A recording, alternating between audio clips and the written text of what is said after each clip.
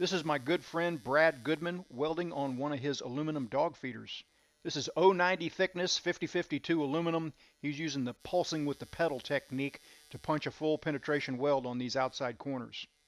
Brad's using a TIG finger to glide along right next to that weld to hold his hand steady so he can make a full run without stopping.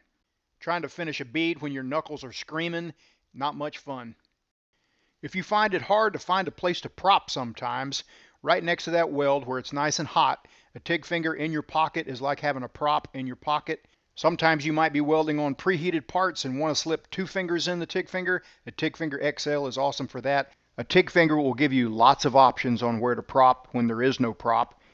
Aluminum is something that we all know heats up really quickly, and it's hard to find a place to prop on that.